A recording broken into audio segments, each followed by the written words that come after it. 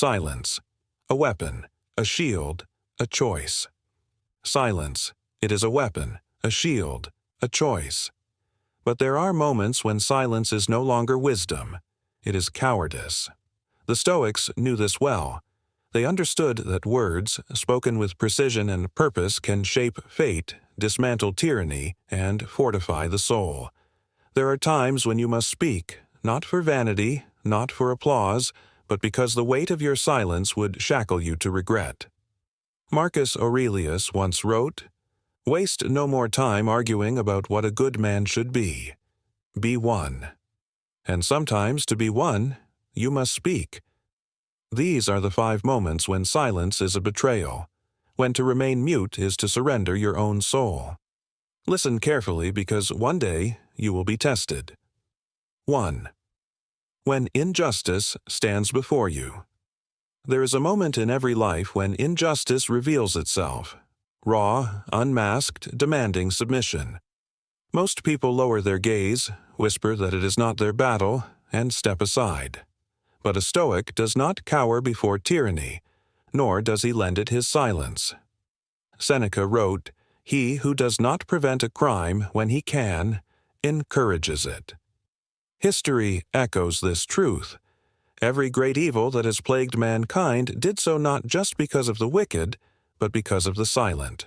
When you see cruelty, deceit, or oppression, your voice is a weapon, not for chaos, not for vengeance, but for truth. Speak, not to prove your righteousness, but because to remain silent is to live a lie. 2. When your principles are challenged. What is a man without his principles? A vessel drifting aimlessly, enslaved to the winds of public opinion. Epictetus taught that external circumstances do not define us. It is our response to them that shapes our fate. And yet many abandon their convictions the moment they are tested.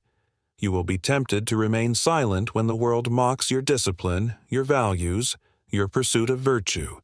But this is the precise moment when you must speak, not in anger, not in arrogance, but in unwavering clarity. A Stoic does not argue to conquer others. He speaks to remain undefeated by himself. 3. When falsehood dominates the room. The world is full of empty words, hollow voices that echo falsehoods until they sound like truth. Lies, when left unchallenged, do not simply persist. They metastasize. Zeno, the founder of Stoicism, taught that philosophy is not a pursuit of comfort. It is a pursuit of truth. And truth, like a blade, must sometimes be unsheathed. When deception rules the room, when the weak are led astray, when the powerful manipulate reality, this is when a Stoic must speak, not with rage, but with reason, not with arrogance, but with unshakable conviction. A life in silence while falsehood reigns is not life, it is submission. 4. When someone you love walks into darkness. A Stoic is not cold. He does not turn away from the suffering of those he loves. True, we do not control others, but we are responsible for our words. To remain silent when someone you love is consumed by self-destruction is not Stoicism. It is abandonment. Wisdom does not always soothe. Sometimes it wounds before it heals. When you see a friend succumb to vice, when a loved one is blinded by pride, speak, not to control, not to condemn, but to remind them of who they are. A single, honest word, spoken with love, can be the lantern that leads them out of the dark. 5. When the silence becomes your prison. The final moment is the most insidious, when silence is no longer a choice, but a habit. When fear of consequence, rejection, or failure renders you mute. There is a point where silence ceases to be wisdom and becomes a prison. Marcus Aurelius urged, "If it is not right, do not do it. If it is not true, do not say it." But the inverse is also true. If it is right, do it. If it is true, say it. Do not let the fear of speaking chain you to a life of quiet regret. A Stoic does not seek conflict, but neither does he flee from it. Speak when you must, because there are fates worse than the consequences of honesty. and one of them is living in the shadow of your own unspoken truth. We are not absolved of responsibility to others. When someone you love is consumed by self-destruction, by vice, by weakness, by despair, silence is not wisdom, it is surrender. Seneca reminds us, sometimes even to live is an act of courage.